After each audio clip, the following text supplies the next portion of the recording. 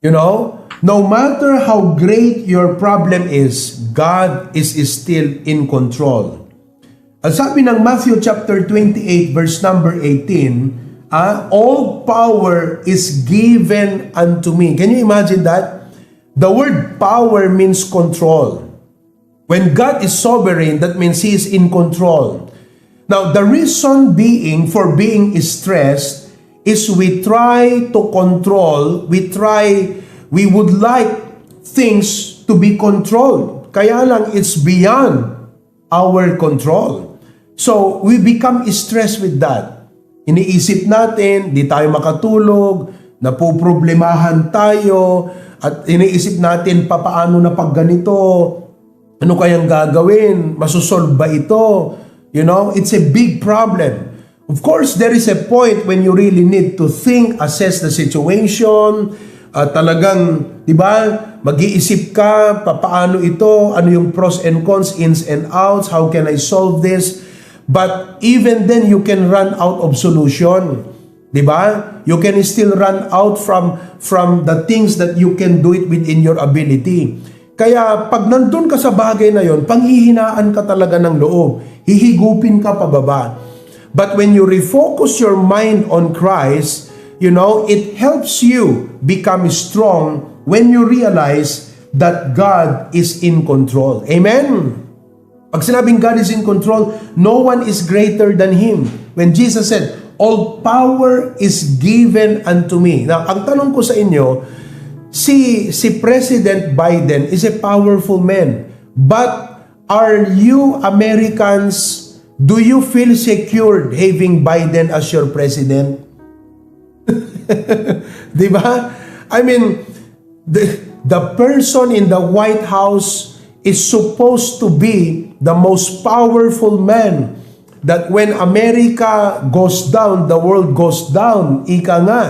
The person in the White House is supposed to be the most powerful man na being an American, you should feel secured, you should feel confident, you know, that the man in the White House, no matter what happens in the world, being an American, hindi ako matatakot sapagkat ang nasa White House makapangyarihan. Ang punto ko ay ito, Biden is a powerful man, but he is not all-powerful.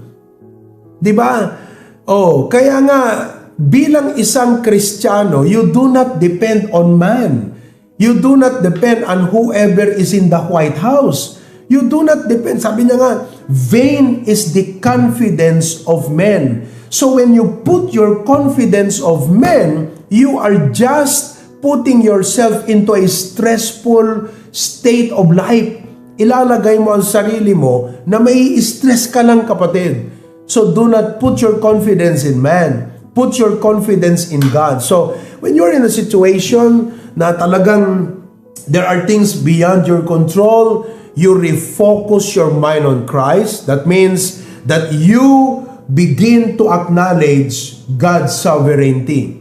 God's sovereignty also is in Romans chapter 8 verse 28. Sabi doon, and we know that all things work together for good. In other words, God makes sure that ultimately, lahat ng mga dumarating sa buhay natin bilang kanyang mga anak is for good and for His glory and honor. And that will give you calmness of heart. Hindi ka lang magiging kalmado, magiging thankful ka pa. Biruin mo yung problem that used to make you complain. Now, the problem that makes you thankful. Diba? Biruin mo yung shifting ng ganong klaseng pag-iisip.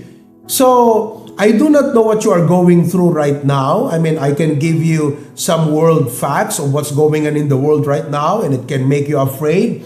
Kung may mga savings kayo sa bangko, may mga investments kayo sa stock market, kung ano-ano yung mga bagay-bagay na yan. But if you take it, not from a world perspective, but even from life, like, I have this sickness, may sakit ako, problema ko dito. The thing you need to do is to focus your mind on Jesus. So ano yung makita natin kay Kristo? He is sovereign. He's in control.